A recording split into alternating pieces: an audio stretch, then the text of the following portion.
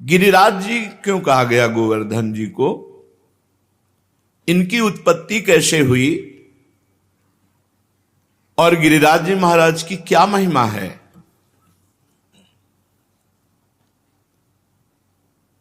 श्री नंद बाबा ने गर्गाचार्य जी को प्रेरित किया महिमा वर्णन करने के लिए। उपनंद आदि बड़े बड़े महापुरुष ये सब बैठ करके गिरिराज महाराज की महिमा सुन रहे हैं। साक्षात परिपूर्णतम भगवान श्री कृष्णचंद्र जो असंख्य ब्रह्मांडों के अधिपति हैं, कर्तुम अकर्तुम अन्यथा कर्तुम सर्व समर्थ हैं। जब पृथ्वी का भार उतारने के लिए स्वयं इस भूतल पर पधारे, तो उन जनार्दन ने अपनी प्राण प्रिय प्राण वल्लभा अपनी उपास्य श्री राधा किशोरी से कहा, प्रिय तुम्हें हमारे साथ भूतल में हमारे लिए चलना होगा नवनिवृत्त निकुंज से। किशोरी जी ने कहा, प्राणनाथ आप चलने की बात कैसे सोच सकते हैं? जहां वृंदावन नहीं, जहां यमुना सखी नहीं, जहां गिरिराज गोवर्धन नहीं, वहां मेरा पदार्पण हो ही नहीं सकता। भूतल पर अगर हमारी सखी यमुना जी नहीं, गिरिराज गोवर्धन नहीं, तो प्राणनाथ जहां वृंदावन नहीं वहां राधा किशोरी नहीं जा सकती। श्री लाडली जी की बात सुनकर हरिजू ने मुस्कुरा दिया और कहा, हमने पहले से व्यवस्था की है। मृत्युलोक में, भारत भूमि में, माथुर मंडल में अपने को ही 84 कोष भूमि में मैंने विस्तार किया है। ये 84 कोष भूमि श्री कृष्ण स्वरूप है। उस 84 कोष भूमि में आपके विलास के लिए, आपकी सेवा के लिए जो जो चाहिए वो हमें पहले से पता है। यमुना जी, गोवर्धन और संपूर्ण आपके सुख के लिए वृंदावन की शोभा भूतल पर उतरेगी। नंद बाबा ने पूछा, क्या पहले से गिरिराज जी महाराज ब्रजभूमि में प्रकट हो गए? तो कहा, नहीं, ये शालमली द्वीप के भीतर द्रोणाचल के गर्भ में उत्पन्न हुए थे। जो द्रोणागिरी है उनके पुत्र हैं गोवर्धन जी महाराज, वहां प्रकाशित हुए थे। जब गिरिराज जी महाराज प्रकट हुए थे तो समस्त देवताओं ने पुष्प वर्षा करके गिरिराज जी महाराज का अभिनंदन वंदन किया शालमली द्वीप द्रोणागिरी पर। हिमालय आदि पर्वतों ने, सुमेरु आदि पर्वतों ने आकर के गिरिराज जी का पूजन किया, प्रणाम किया, परिक्रमा की। और विधिवत पूजन करने के बाद समस्त पर्वतों ने हाथ जोड़कर गोवर्धन जी की स्तुति प्रारंभ की।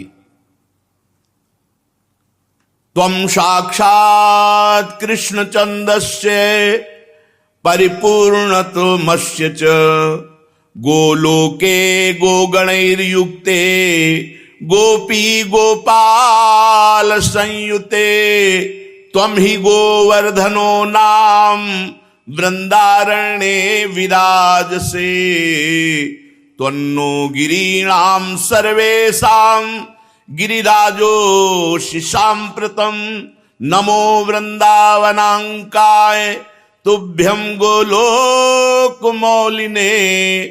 पूर्ण ब्रह्म तपत्राय नमो गोवर्धनाय च।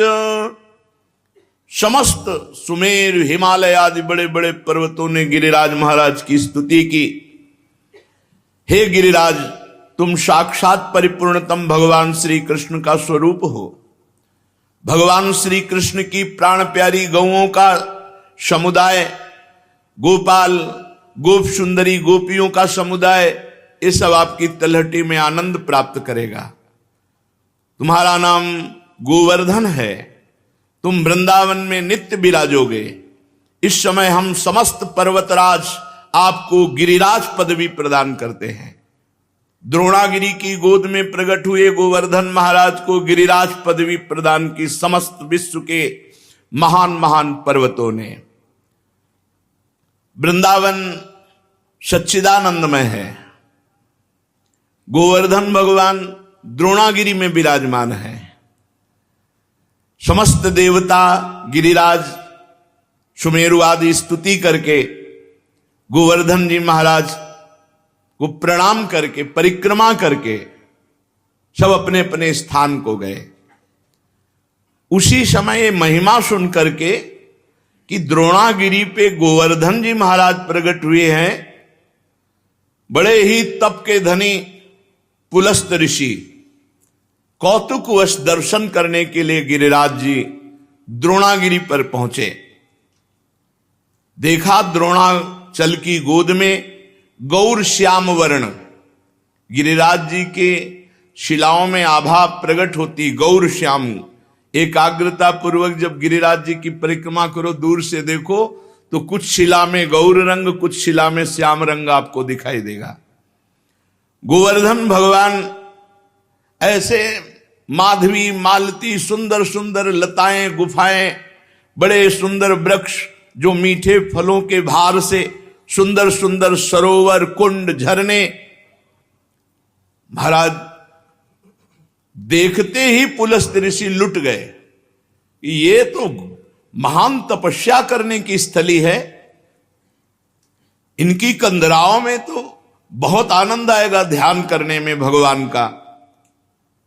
सैकड़ों शिखर गिरिराज जी महाराज के रत्नमय, विविध रंग बिरंगे धातु, विविध शोभा पुष्पों की, नाना प्रकार के पक्षी खग कोलाहल कर रहे, झरने गिर रहे, मृग और बहुत से बंदर, मयूर, केकिका ध्वनि, बड़ा आनंद गिरिराज महाराज।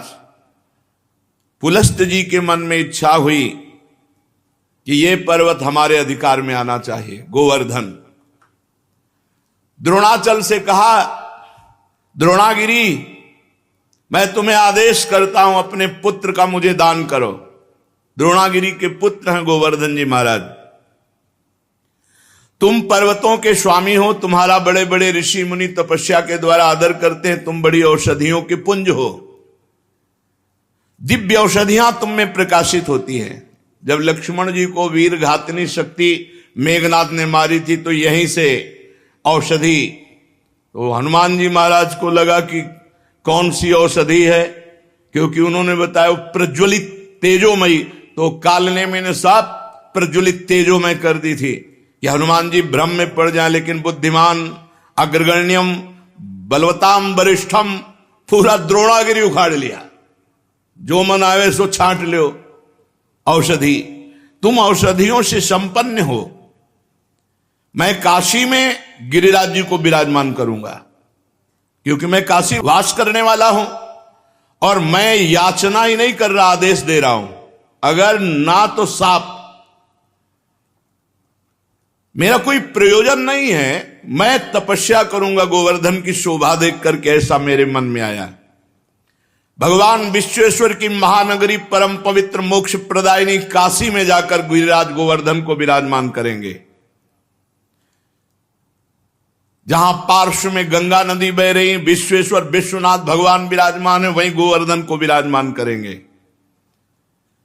आज तक ऐसा यश प्राप्त नहीं होगा जैसा गोवर्धन को यश प्राप्त होगा काशी में। मैं गोवर्धन के ऊपर ऐसी तपस्या करूंगा कि त्रिभुवन गोवर्धन की वंदना करेगा, और मेरी यह अभिलाषा तुम्हें पूर्ण करनी होगी। पुलस्त जी की बात सुन करके सदैव प्रकट हुए द्रोणागिरी और रोने लगे। द्रोणागिरी ने कहा, पुत्र स्नेह विह्वल, मेरे आंसुओं को तुम देख रहे हो तो आप अपनी तपस्या की बात सोच रहे हो। जब से गोवर्धन जी आए तब से मैं महान आनंद से हूं, मेरा आनंद क्यों छीनोगे। पुलस्त जी ने कहा, आप शोक मत करो, आपका यश होगा। द्रोणाचल बोले, महामुनि मैं पुत्र स्नेह से व्याकुल हूं, मुझे पुत्र अत्यंत प्रिय है, तथापि मैं आपकी आज्ञा का भी उल्लंघन नहीं कर सकता, क्योंकि जानता हूं आप एक क्षण में साप देकर मुझे भस्म कर सकते हैं। द्रोणागिरी गिरिराज जी को अपने अंक में भर के कहा, पुत्र कुछ भगवान और रचे हैं, इनकी सोच अलग है लेकिन कुछ भगवान और रचे हैं। भगवान का संकेत मानकर मैं तुम्हें इनको दान करता हूं। भारतवर्ष बड़ा पवित्र देश, धर्ममय देश है, जहां केवल भारतवर्ष में धर्म, अर्थ और काम मोक्ष की आराधना होती है। निष्काम कर्म के द्वारा, ज्ञान योग के द्वारा तत्वबोध या प्रेम केवल भारतवर्ष में। मैं तुम्हें प्रदान करता हूं पुलस्त ऋषि को। गोवर्धन जी ने महान ऋषि पुलस्त जी से कहा, थोड़ा आप हमारा परिचय भी तो जान लें। 8 योजन लंबा, 8 चौको 32 कोश, 2 योजन ऊंचा, 8 कोश ऊंचा, 5 योजन चौड़ा, 20 कोश, 5 चौको 20। ऐसे थे गिरिराज जी जब यहां आए थे। साफ हो गया महाराज का आगे, तो रोज तिल तिल घट रहे हैं। ऐसी दशा में आप देख पाओगे कि मुझे ले जाकर काशी में विराजमान कर दो।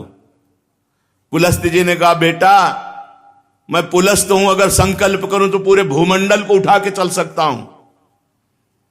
मेरे हाथ पर केवल तुम बैठ जाना, मैं काशी में ही छोड़ूंगा तुम्हें। गोवर्धन ने कहा, फिर एक बार क्या बोल गए आप, सोच लो। एक बार हाथ में आ गया, उतार दिया तो फिर तुम्हारी सामर्थ्य नहीं होगी कि आप मुझे हिला भी सको। मेरी प्रतिज्ञा और आपकी प्रतिज्ञा एक। आपने कहा मैं यहां से उठाऊंगा और काशी में रखूंगा, और मैं कह रहा हूं अगर बीच में रख दिया तो मैं आपके यहां उठाए फिर नहीं उठूंगा।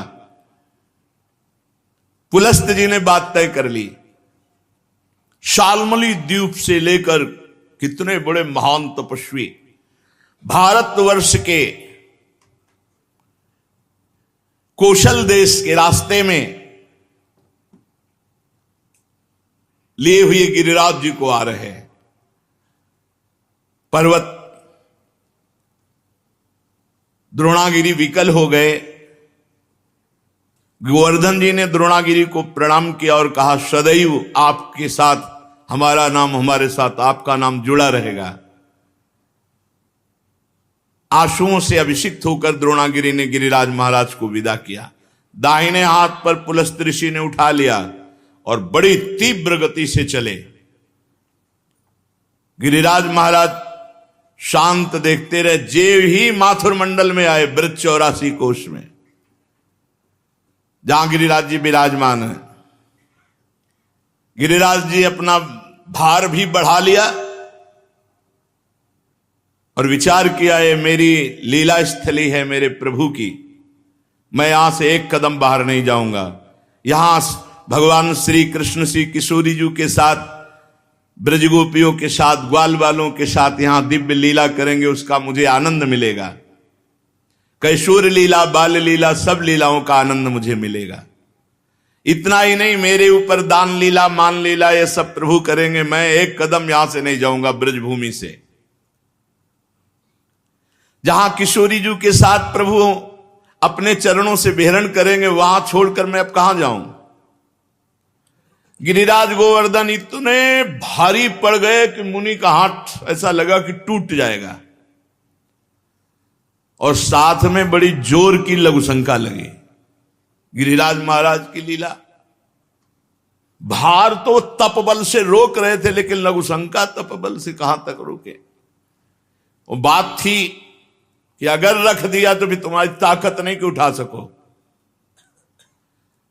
इतनी लघुशंका लगी कि वो बात भूल गए, और भार से हाथ पीड़ित। तो गिरिराज महाराज जहां विराजमान है यहीं विराजमान किया, लघुशंका किया, आचमन किया, पवित्र हुए, और गोवर्धन से गाओ कर कमल में विराजमान हो। बोले खत्म खेल, हमारी और आपकी प्रतिज्ञा थी कि आप रख दोगे, उठा नहीं पाओगे। तो उनका तुम्हारे आने से मैं अभी उठाकर तुम्हें ले चलता हूं।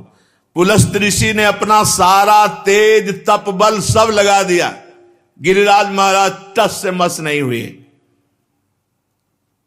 मुनि ने कहा दैन्यता पूर्वक, गिरिराज तुम मेरी शक्ति का उपहास मत करो, मुझे अभी क्रोध तुम पर नहीं आ रहा है। मैं बहुत प्यार से तुम्हें द्रोणागिरी से सालमली द्वीप से लाया हूं काशी ले जाने के लिए, तुम मेरी भावना में बाधा मत पहुंचाओ।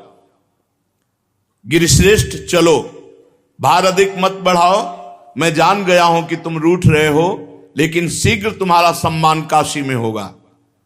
गोवर्धन जी ने कहा मेरा दोष नहीं है, आपने कोई मुझे यहां स्थापित नहीं किया है कि आप हमको लाके यहां से स्थापित किया। हमारी प्रतिज्ञा थी धरना मत बीच में, क्यों रख दिया बीच में? कोई लघु शंका, इसके हम जिम्मेवार थोड़ी है। अब मैं यहां से एक कदम भी नहीं जाऊंगा, तुम्हारी ताकत नहीं कि यहां से ले जाओ।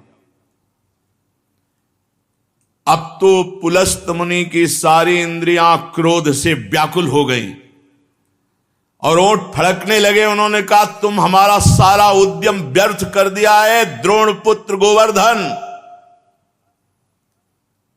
मैं तुम्हें शाप देता हूं कि आज के बाद तुम तिल तिल रोज घटोगे। तो गिरिराज महाराज पहले 8 योजन 32 कोस, अब 21 किलोमीटर की परिक्रमा रह गई है। कितने ऊंचे? 2 योजन 8 कोस ऊंचे, 5 योजन चौड़े, बहुत देखो तिल तिल रह गए। भजन कर लो, कलयुग और आगे बढ़ेगा तब गंगा और गिरिराज अंतर ध्यान हो जाए। जब तक गंगा और गिरिराज हैं कलयुग का तांडव नहीं हो सकता, पर रोज एक एक तिल गिरिराज जी क्षीण हो रहे हैं। शाप दे दिया, तिल तिल भर तुम रोज क्षीण हो गए। गिरे त्वाति धृष्टेनो न कृतो में मनोरथा तस्मात् तु तिल मात्रम ही नित्यम तुम क्षीणताम ब्रज। ब्रजवास करो लेकिन एक एक तिल रोज क्षीण हो गए। गर्गाचार्य जी कहते हैं यावत भागीरथी गंगा यावत गोवर्धनो गिरी तावत कलेह प्रभावस्तु भविष्यति न करहिचित। जब तक गिरिराज गोवर्धन विराजमान है, भागीरथी गंगा प्रवाहित है, तब तक कलयुग अपना तांडव नहीं कर सकता। हां, उसका प्रभाव रहेगा। तांडव शब्द से मतलब है भ्रष्टाचार ही भ्रष्टाचार। भाव भ्रष्टाचारा सब संसारा धर्म सुने नहीं काना कलिकाल बिहाल की मनुजा नहीं माने को अनुजा तनुजा। ऐसा भ्रष्ट आचरण, न कहीं स्वाहा न स्वधा न राम न कृष्ण न हरि, अब बिल्कुल भ्रष्टाचार। तब भगवान कल की रूप में आकर दुष्टों का संहार करके फिर नवीन शांति की स्थापना करेंगे। उस दिन से गोवर्धन महाराज ब्रज में विराजमान हुए, पर महाराज पुलस्त जी के शाप से तिल तिल क्षीण होते गए। जब तक भागीरथी गंगा गोवर्धन पर्वत भूतल पर विद्यमान है, तब तक कलिकाल का प्रभाव कदापि नहीं बढ़ेगा। ये गोवर्धन का शालमली द्वीप द्रोणागिरी से ब्रजधाम आना है। ये पावन श्री गिरिराज महाराज जी का चरित्र है। एक समय की बात है कि गोदावरी तट पर एक ग्राम में एक ब्राह्मण रहता था। तो वो अपना ऋण लेने के लिए, कोई धनी मानी मथुरापुरी में रहते थे, तो यहां आए। वो अपना कार्य पूरा करके जब घर को लौट रहे थे तो रास्ते में गिरिराज गोवर्धन जी मिले। तो ऐसा सुंदर पत्थर का टुकड़ा ऐसे देख करके उनको लगा कि साथ ले जाना चाहिए। एक बात ध्यान रखें, गिरिराज जी को साप मिल गया है, इस बात के लिए कोई ब्रज से बाहर नहीं जाना चाहते थे।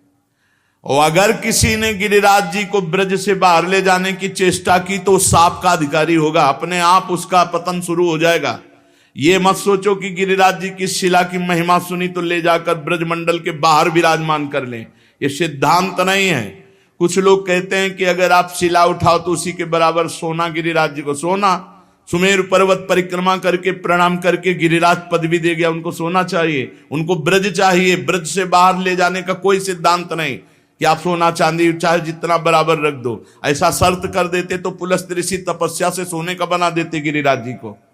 गिरिराज जी की शिला को ब्रजमंडल से बाहर ले जाना घोर अपराध है। ये तुम्हारी भक्ति का बाधन होगा, साधक नहीं होगा। ये मत सोचना कि हम गिरिराज जी की शिला उठाएं, इतनी महिमा सुनी तो बाहर ले जाएं।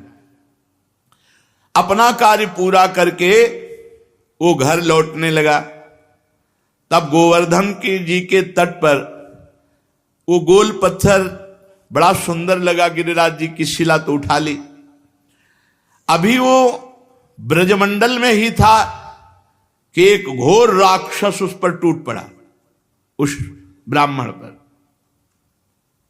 उसका मुंह ऐसे नाटा छाती में घुसा हुआ, 3 पैर 6 भुजाएं, बड़ा विकराल ओंठ, ऐसे दांत, मोटी नाक, बदबू आ रही थी। बड़े बड़े दांत बगाड़ कर ब्राह्मण को खाने के लिए। राक्षस बहुत भूखा था। वो दहाड़ता हुआ ब्राह्मण के ऊपर।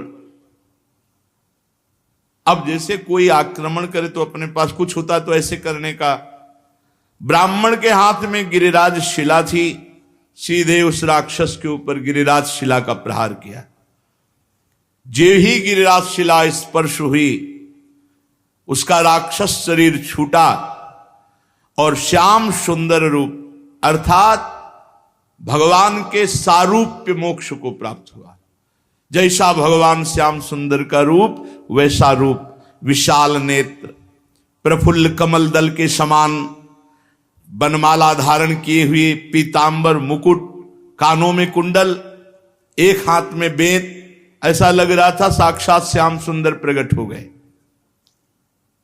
जब वो दिव्य रूपधारी हो गया और ब्राह्मण देवता के आगे घुटने टेक दिए और कहा, हे ब्राह्मण श्रेष्ठ, तुमने मुझे आज निष्पाप कर दिया। आज तक मैं निष्पाप नहीं हो पाया महामते।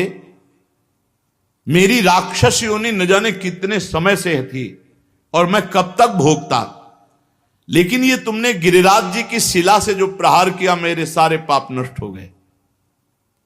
तुम्हारे सिवा दूसरा कोई ऐसा नहीं जो मेरा उद्धार कर सकता। ब्राह्मण बोला, पहले तो भयंकर रूप में, अब इतने सुंदर रूप में मैं आश्चर्य में पड़ गया हूं। मेरे में तो कोई सामर्थ्य नहीं है, मेरे द्वारा तुम्हारा उद्धार कैसे हो सकता? मैंने तो कोई संकल्प भी नहीं किया। और एक पाषाण का क्या ऐसा फल हो सकता है कि उसके स्पर्श से तुम भगवान का स्वरूप हो गए? उसने कहा, ब्राह्मण, ये साधारण पाषाण नहीं है, ये गिरिराज गोवर्धन की शिला है जो साक्षात भगवान हरि का रूप है। अरे इसके दर्शन मात्र से कृतार्थ हो जाए जीव। जो गंधमादन की यात्रा करके बड़ी तपस्या पूर्वक फल की प्राप्ति नहीं की जा सकती, वो गिरिराज जी के दर्शन मात्र से और परिक्रमा से कोटि गुना पुण्य प्राप्त किया जा सकता है। गंधमादन पर्वत पर तपस्या करके जो फल प्राप्त नहीं किया जा सकता, उससे करोड़ गुना फल गिरिराज जी की परिक्रमा, गिरिराज जी के दर्शन से। गिरिराज गोवर्धन साक्षात श्री हरि का रूप है, दर्शन मात्र से निष्पाप कर देते हैं। गंधमादन की यात्रा करने से मनुष्य को जो गंधमादन पर जाकर तप करने का फल मिलता है, उससे कोटि गुना पुण्य गिरिराज जी के दर्शन और परिक्रमा से मिल जाते हैं। अब देख लो, राक्षस था, गिरिराज जी के स्पर्श से श्याम सुंदर रूप हो गया। उस जो भगवत स्वरूप बना हुआ है, वो बोला, मलयाचल पर एक भार स्वर्ण का दान करने से जिस पुण्य फल की प्राप्ति होती है, गिरिराज महाराज में एक बार लौट जाने से उस फल की प्राप्ति होती है। रज में लौट गए, इस सुख को कौन जाने। वृंदावन के गुणन सुन हित सो रज में लोट, जय सुख को पूजत नहीं मुक्ति आदि सतकोट। ये यहां का लाभ है। अरे भाई, रज में लोटो, आचमन करो, बैठ के भजन करो, कीर्तन करो।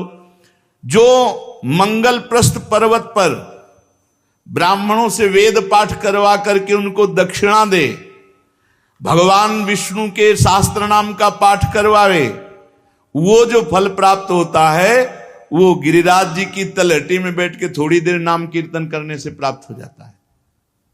थोड़ी देर भगवान नाम कीर्तन गिरिराज जी की तलहटी में, अरे लाभ लो भाई, ब्रजमंडल में आए हो जरूर जाना गिरिराज जी, बस नशा वशा गंदी बातें मत करो, उपवास करके दर्शन करो, एक दिन उपवास करके देखो सारे पाप नष्ट हो जाएंगे। मानसी गंगा में स्नान करो, राधा कुंडाचमन, कृष्ण कुंडाचमन, रज में लोटो परिक्रमा, कितना मंगलमय देश है ब्रज 84 कोस। गिरिराज जी के समान पुण्य प्रदान करने वाला कोई भूमंडल पे दूसरा तीर्थ नहीं है। ऋषभ पर्वत, कूटक पर्वत, कोलक पर्वत, सोने से मड़ी हुई सींग वाली 1 करोड़ गौओं का दान करने से जो फल मिलता है, गिरिराज गोवर्धन की संपूर्ण तीर्थ स्थली के दर्शन मात्र से प्राप्त हो जाएगा। जैसे बताए गए जो तीर्थ स्थलियां, इनमें भ्रमण किए, ब्रजवासियों से पूछ ले, वो बता देंगे कि अमुक जगह। एक परिक्रमा जो रोड वाली है, उसमें तो आप ज्यादा दर्शन आदि का लाभ नहीं ले सकते, लेकिन अंदर वाली जब परिक्रमा करेंगे और एक ब्रजवासी कोई गाइड करने वाला हो, तो वो सब ये छुपे हुए जो तीर्थ स्थल है सबके दर्शन करा देंगे। गोवर्धन पर्वत की यात्रा करने से 1 करोड़ सोने से सींग बढ़ाकर गौ में दान करने का जो फल ऋषभ पर्वत, कूटक पर्वत, कोलक पर्वत पर है, वो गिरिराज जी की यात्रा मात्र से पूर्ण हो जाता है। ऋषिमुख, सहगिरि, देवगिरि की संपूर्ण यात्रा और पृथ्वी की पूरी परिक्रमा करने का जो फल है, उससे करोड़ गुना फल गिरिराज जी की लूट लूट करके प्रदक्षिणा करने से प्राप्त हो जाता है, अर्थात दंडवती परिक्रमा से। भविष्य काल में उसका मंगल नहीं हो सकता जो एक बार गिरिराज जी से प्रीति कर ले। जय गिरिराज महाराज। श्री शैल पर 10,000 वर्ष तक जो तप और यज्ञानुष्ठानों का फल मिलता है, गोवर्धन के पुच्छ कुंड में, जहां अप्सरा कुंड है पुछरी की लोठा के पास, स्नान करने से वो फल प्राप्त हो जाता है। जो गोवर्धन पर्वत पर उत्तम ब्रजवासी ब्राह्मणों को पवाकर दान देता है, वह स्वर्ग चाहे तो स्वर्ग, भगवान के वैकुंठ धाम को चाहे तो वैकुंठ धाम की प्राप्ति होती। धन होए ना तो ये लाभ लेना चाहिए, भगवान के तीर्थों धामों में जाकर के भूखों को भोजन देना चाहिए, पूज्य जनों को कुछ दक्षिणा भोजन ऐसे करना चाहिए, भगवान दिए हों तो करना चाहिए। यहां 1 का लाखों भगवान देते हैं, मिलेगा, थोड़ा धैर्य रखो। समय, खेती भी बोई जाती तो अपने समय से फलीभूत होती है। चित्रकूट पर्वत पे रामनवमी के दिन पयस्वनी मंदाकिनी में, बैसाख की तृतीया को पारियात्र पर्वत पर, पूर्णिमा को कुकुराचल पर और द्वादशी को नीलाचल जगन्नाथपुरी में, सप्तमी को इंद्रकील पर्वत पर जो दर्शन करने से पुण्य होता है, परम लाभ होता है, गोवर्धन गिरिराज जी में किसी एक कुंड में स्नान करने से उसका फल प्राप्त हो जाता है।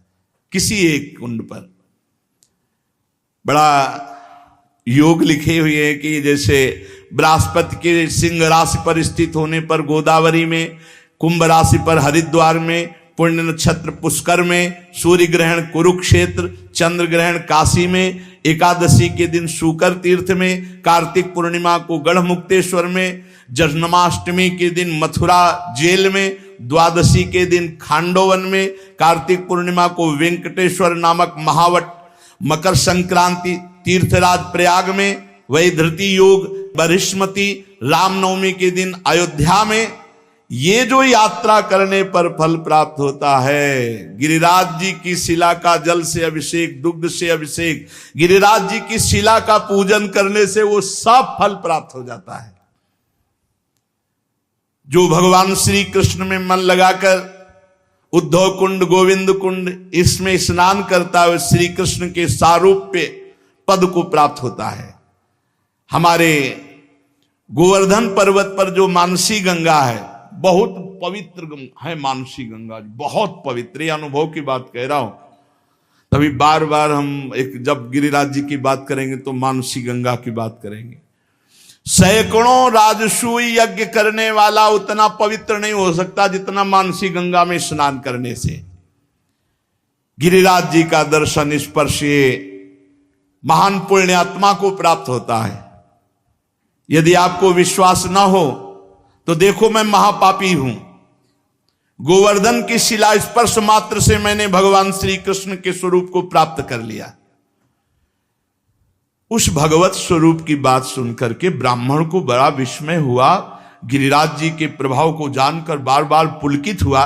फिर ब्राह्मण ने पूछा, इस समय तुम दिव्य रूप में हो, पहले तो मुझे राक्षस रूप में दिखाई दिए। तो सिद्ध ने कहा, मैं पूर्व जन्म में एक धनी वैश्य था, समर्थ था, खूब धन संपत्ति हमारे पास थी, रूपवान था। तो मैं दूसरी स्त्रियों के साथ व्यभिचार करना, जुआ खेलना, मदिरा पीना, आगे चल करके वैश्यागमन करना और मदिरा में उन्मत्त होकर हिंसा करना, माता पिता पत्नी सबको मारना फटकारना। एक दिन मैंने ऊब करके अपने मां बाप को जहर देकर मार डाला और पत्नी की तलवार से काटकर हत्या कर दी और स्वच्छंद रूप से फिर वैश्यागमन आदि अपराध करता रहा।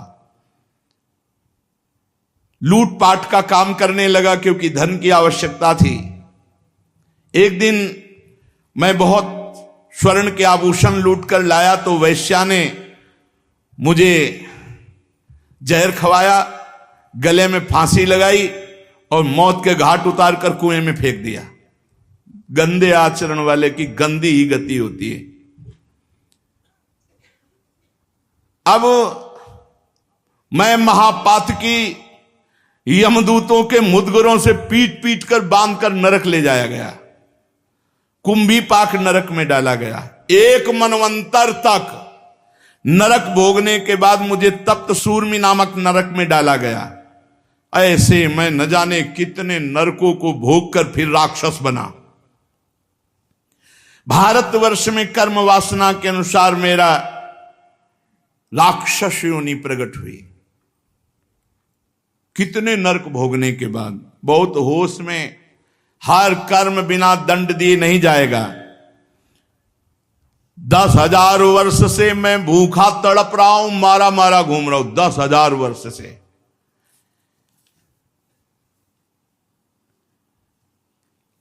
यमुना के सुंदर तट पर आज मुझे उद्धार का अवसर मिला। आपने जो गिरिराज जी की शिला मुझे मारी, उससे मैं भगवत स्वरूप हो गया। आज ब्रजभूमि को मैं बार बार नमस्कार करता हूं। जिस ब्रजभूमि में मैं भूखा तड़पता पापी तुम्हें खाने के लिए, लेकिन तुम्हारे द्वारा गिरिराज जी के स्पर्श से साक्षात श्री कृष्ण स्वरूप हो गया हूं। इस प्रकार वार्ता हो ही रही थी कि भगवत धाम से एक विमान उतरा जो सहस्त्रों सूर्यों के समान तेजस्वी था। 10,000 घोड़े जुते हुए थे और महान ध्वनि हो रही थी। उसमें भगवत पार्षद आए और ब्राह्मण के देखते देखते उस सिद्ध को, जो राक्षस था अब भगवत स्वरूप हो गया था, विमान में बैठाला और भगवान के धाम को ले गए। निकुंज विलासी श्री प्रिया प्रीतम की पावन प्रेम स्थली, क्रीड़ा स्थली है। श्री गिरिराज महाराज, नंदगांव, बरसाना, ये सब महान महान तीर्थराज। प्रयाग भी यहां आकर अपने पापों का प्रायश्चित करते हैं। जो तीर्थों से पाप इकट्ठा करते हैं उनको यहां भस्म करते हैं आकर। इसलिए हम सब सौभाग्यशाली जो हमें ब्रजभूमि में आने को मिला, वास मिला। अब हम अपने जीवन को ऐसी एक धारा में देखो, जो कर्म करोगे उसका आपको फल भोगना पड़ेगा। चरित्र सुन करके भयभीत होना चाहिए और भगवान की शरण में जाना चाहिए और वो उपाय करना चाहिए जिससे हम निष्पाप हो जाएं, हमें दंड भोगने को ना मिले, हमें कम से कम अगला जन्म मिले तो सुअर कुत्ता का ना मिले, फिर मनुष्य जन्म मिले और हम साधना करके भगवान की प्राप्ति करें। मनुष्य जीवन बड़ा दुर्लभ है। दुख की निवृत्ति के लिए कोई भ्रमित मत होना, बार बार आपसे कह रहे हैं। जब तक आप स्वयं अनुष्ठान नहीं करेंगे, स्वयं भजन नहीं करेंगे, तब तक आपके दुख को कोई मिटा नहीं सकता, नहीं मिटा सकता। का हिमवंत मुनीस सुन जो कछ लिखा लीला, देव दनुज नर नाग मुनि को न मेटन हार। बेकार का इधर उधर मत फंसो, स्वयं सत्संग सुनो, विवेक के द्वारा अच्छे आचरण करो, नाम कीर्तन करो, भगवान की चर्चा कहो, भगवान की चर्चा सुनो और दूसरे में भगवत भाव करके उनका मंगल सोचो। दूसरों का मंगल सोचने वाला स्वयं मंगलमय हो जाता है और दूसरों का मंगल करने वाला स्वयं अमंगल रूप हो। देखो राक्षस रूप हो गया, माता पिता को मारा, पत्नी को मारा तो घोर राक्षस बने। और मरे कैसे? जहर खवा के गला घोंट के अंधे कुएं में फेंक दिए गए और हजारों वर्ष मनवंतर को मतलब तो बहुत होता है, ऐसे नरकों को भोग कर फिर राक्षस बने। हम लोग ब्रजमंडल में आए, सत्संग सुने, अब हमारा जीवन नीचे नहीं गिरना चाहिए, हमारी उन्नति होनी चाहिए और वो होगी नाम जप से। रज का सेवन करो, चरणामृत पियो। बहुत बड़ी सामर्थ्य रोज चरणामृत पीने में है। अकाल मृत्यु हरणम सर्वव्याधि विनाशनम श्री कृष्ण पादोदकम पीत्वा पुनर्जन्म न विद्यते। खूब चरणामृत पान करके नाम जप करते हुए जीवन सार्थक कर लें। शेष चर्चा आगे। श्री राधा वल्लभ लाल की।